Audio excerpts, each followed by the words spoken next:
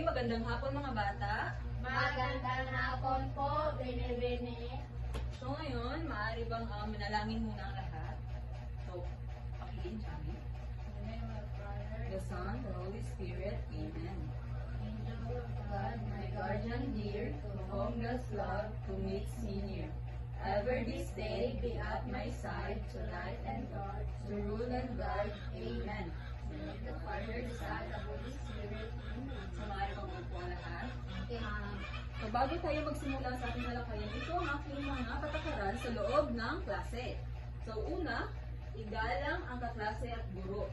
Pangalawa, itaas ang kamay bago magsalita. Pangatlo, iwasang makipagkulitan sa kaklase. Pang-apat, itapon ang basura sa tamang basurahan. Panglima, panatilihin ang kalinisan. So ito lamang ang mga patakaran na kailangan yung sundin sa loob ng silid-aralan. So sa susunod naman, ito naman ang layunin na kailangan kong makuha bago matapos ang klase. So una, natutukoy ang pandiwa sa pangungusap. Nakakagawa ng sariling pangungusap na may wastong pandiwa na ipapakita ang kasipagan at pagkikipagtulungan sa mga gawain. At naipapakita ang pagpapahalaga sa wastong paggamit ng pandiwa sa pang-araw-araw na pakikipagkomunikasyon. So ngayon naman, bago tayo dumako sa ating mismong talakayan, ay meron muna tayong gagawing aktibidad. Tumayo muna ang lahat. So ang kailangan nyo lang sundin is, hulaan nyo kung ano ang aking gagawin dito sa rap. Kailangan nyo lang hulaan, naintindihan ba? Opo. So una, ito ang una kong gagawin. Ako ay Nagsusulat. tama.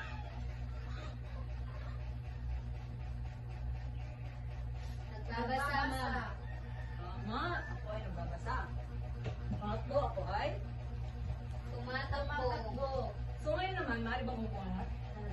Sa ngayon naman, pagkatapos ng aking aktibidad, maaari niyo bang sagutin kung ano ang aking mga ginawa dito sa harapan? Jami?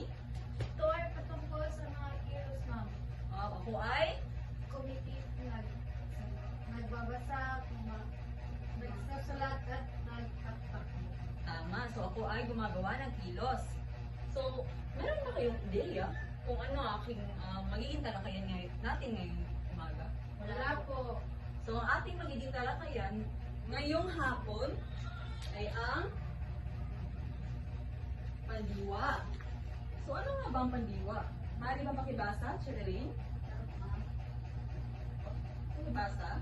Ang pandiwa ay isang bahagi ng pananalita na nagsasabi ng kilos, galaw, aksyon o gawa ng isang tao, hayop, bagay o pangyayari na. Tama. So, ang pandiwa ay nagsasaad ng kilos ng isang tao, bagay, hayop o isang pangyayari. So, meron akong mga halimbawa dito. So, ang una, si Ana ay kumakain ng mansanas. So, saan ang pandiwa rito? Kumakain. Tama. So, ang aso ay tumatakbo sa bakuran. Saan ang pandiwa rito? Tumatakbo. Pangatlo, naglalaro ang mga bata sa parke. Saan ang pandiwa rito? Naglalaro. Tama. So, ang pandiwa ay nagsasaad ng kilos. Naiintindihan niyo lang ba? Opo. Wala ba kayong katanungan kung ano ang pandiwa? Wala na po. Sige, maaari na tayong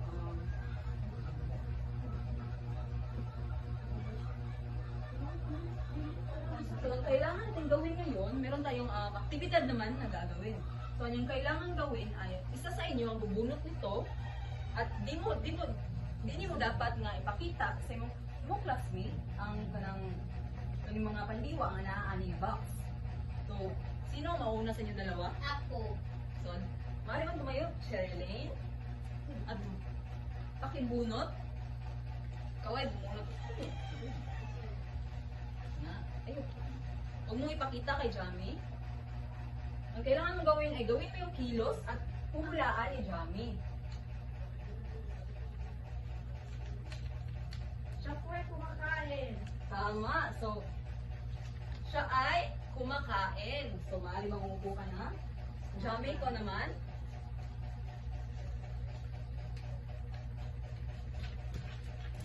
Siya po ay tumatakbo, ma'am. Tama. Siya ay tumatakbo. Oo. So ngayon naman, naintindihan niyo na ba kung ano ang pandiwa, guys? Opo. So ngayon, ang kailangan nyo gawin ay meron akong ibibigay sa inyong sasagutan nyo. So, may sasagutan kayo rito. At bibigyan ko kayo ng 3 minuto lamang para sagutan ito dahil 1 to 5 naman eh. So, 3 minuto lang.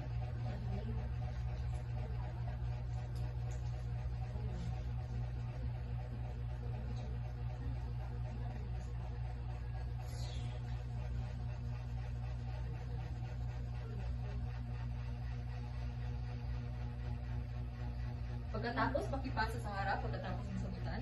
Tapos na? Tapos na po, ma'am. Wow, galing nga. Easy.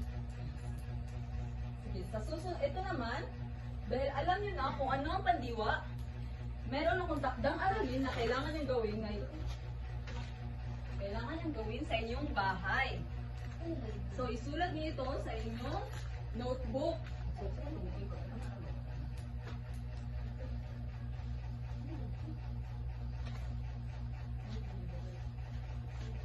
So, may 2 minuto lang ha. Ibibigay ko para sulatin niyo ito.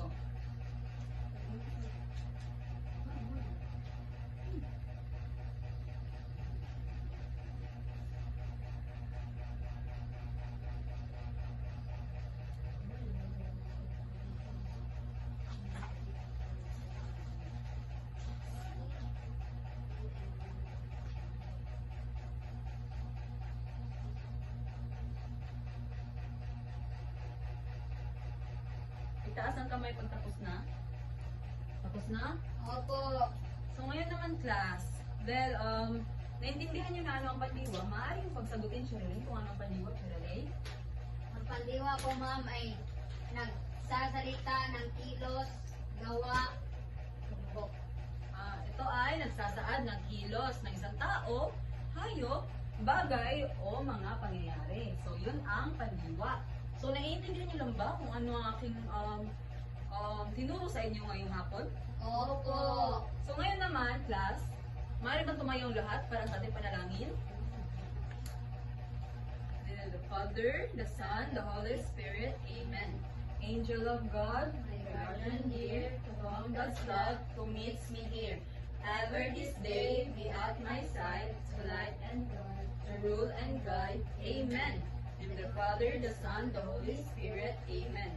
So, tapos na. Salamat sa inyong oras.